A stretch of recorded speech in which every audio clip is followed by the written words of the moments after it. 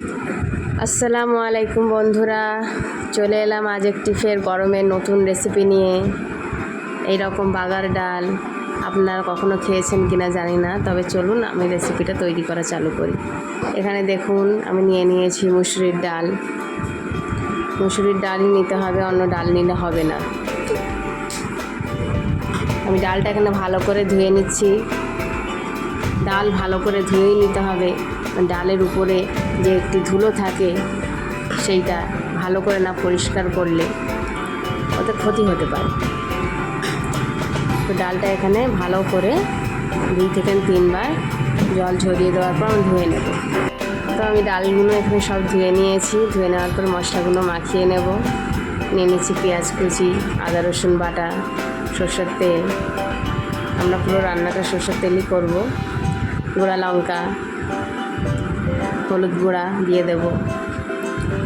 দেব একটু সামান্য পরিমাণের ধনিয়া গুঁড়া।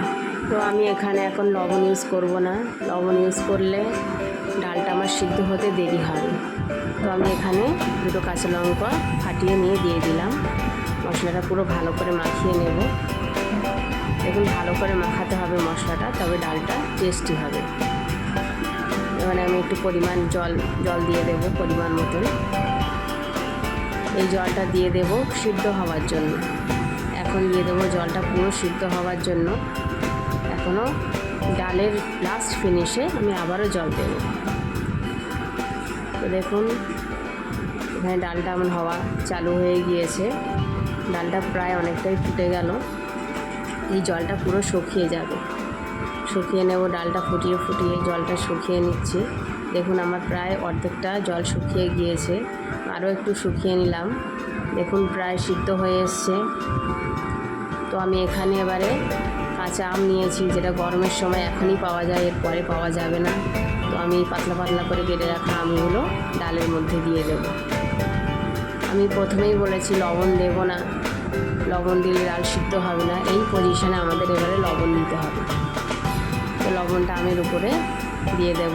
আপনারা আপনাদের স্বাদ মতন দিয়ে নিতে পারেন। এবারে জলটা দিয়ে নেব। এখানে আমি আমটা ডালের সাথে পুরো মিলিয়ে নেব না, অল্প চেপে ডালের উপরে দিয়ে দেবো। দেখুন আমটা প্রায় সিদ্ধ হয়ে গিয়েছে আমার, ডালটাও গলে গিয়েছে। দেখুন ডালটা আমি পুরো ঘেটে নিচ্ছি। আপনাদের কাছে ডাল ঘুটনি থাকলে আপনারা ওইটা দিয়ে ঘেটে নিতে পারেন। তো আমি এখানে নাড়তে দিয়ে আমার ডাল পুরো নরম হয়ে গিয়েছে, গলে গিয়েছে। তো ডাল ঘাটার পরে আমি এখানে পরিমাণ মতো জল দিয়ে নিচ্ছি। দেখুন আমার পাতিলের প্রায় গলা পর্যন্ত আমি জল দিয়ে নিলাম। এই জলটা ফুটে উঠলে আমরা ডালটা নামিয়ে নেব। ভালো করে মিশিয়ে নেব ডালটাকে। তো দেখুন আমার ডাল প্রায় ফোটা চালু হয়ে গিয়েছে। আমি সামান্য পরিমাণে আর একটু ফুটিয়ে নেব। আমি ডালে যেটা বললাম আমি বাগার ডাল, তো ওই জন্য এখানে বাগারটা অবশ্যই দিতে হবে। এখানে দেখুন রসুন 2 কোয়া থেতো করে নিয়েছি। একটা ছোট্ট চামচে সরষের তেল দিয়ে অল্প পরিমাণে রসুনটা দিয়ে দিলাম। দিয়ে ভালোভাবে ওটাকে একটা চামচ অথবা ছুরির সাহায্যে একটু নেড়ে নেব। নিয়ে ভালো করে রসুনটা পোড়া পোড়া করে নেব, নিয়ে ডালের উপরে দিয়ে দেবো। তো আপনাদের কথা বলতে বলতে বলে দিই, আপনারা প্লিজ এখনও যারা সাবস্ক্রাইব করেননি আমার চ্যানেলটা প্লিজ সাবস্ক্রাইব করে দিন। পাশে থাকা বেল আইকনটি টিপে দেবেন, তাহলে অল নোটিফিকেশনগুলি আপনাদের কাছে পৌঁছে যাবে। যখনই যে রেসিপিটা আপলোড দেব আপনাদের কাছে পৌঁছে যাবে। তো প্লিজ একটা সাবস্ক্রাইব করে দেবেন। তো দেখুন আমার কথা বলতে বলতে ডালটা আমি বাগার দিয়ে দিলাম। গরম ডালে দেবেন, তবেই বাগারের সেন্টটা ডালে ধরবে। দেখুন আমার ডালটা প্রায় প্রস্তুত হয়ে গেল। এই ডাল দিয়ে গরমের সময় আম ডাল, বাগার ডাল খেতে খুবই ভালো লাগে। ভিডিওটা দেখার জন্য